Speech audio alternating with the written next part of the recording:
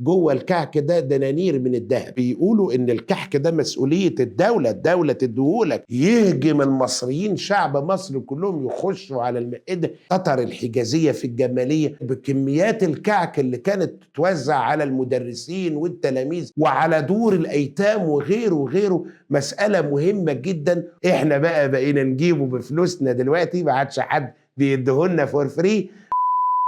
شوف يا سيدي، بالنسبة لكعك العيد أو كحك العيد، طبعا في اللغة العربية الكعك معناه الخبز اليابس، في إشارة طبعا لأكلة الكحك اللي كلنا بناكلها، اللي مكونة من السكر والسمن والدقيق. وعايزين نقول إن عادة أكل الكحك وارتباطه بالعيد دي موجودة في مصر من أيام الإخشيديين. الحقيقة في العصر الإخشيدي اخترعت فكرة الكحك دي، حتى يقال إن أحد الوزراء ابتكر ان يتعمل الكعك ده، وكان بيحط جوه الكعك ده دنانير من الذهب، بحيث ان انت تفتح الكحكايه من دول تلاقي دينار كده تروق نفسك بيه في العيد. الفاطميين بقى لما جم بما عرف عنهم من بذخ وطرف توسعوا في الحكايه جامد، عجبتهم قوي حكايه الكحك دي. قاموا بنوا مؤسسه كبيره جدا، دار كبيره جدا اسمها دار الفطره، مسؤولة عن إنتاج الكحك، لأن كانوا بيقولوا إن الكحك ده مسؤولية الدولة تديهولك وتعملهولك. كان من أول رجب تبدأ عمايل الكحك بقى في دار الفطرة لغاية نهاية رمضان. شوف كم الكعك اللي هيطلع بقى في العيد بعد ما اشتغلوا فيه ال3 شهور دول. طبعا كان يتمد بقى صمات الخليفة في أول أيام العيد ويتحط عليه الكحك من بعد أذان الفجر. يهجم المصريين شعب مصر كلهم يخشوا على المائدة،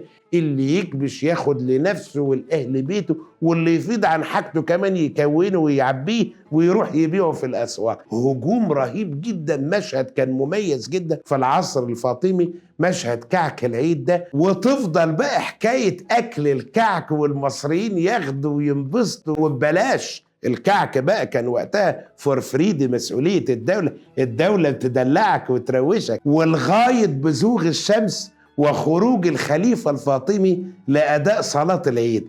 مشهد مهم ومميز جدا في القاهرة الفاطمية. واستمر مسألة الكعك وارتباط الدولة بتوزيع الكعك حتى في العصور اللاحقة على العصر الفاطمي، زي بقى العصر الأيوبي والمملوكي.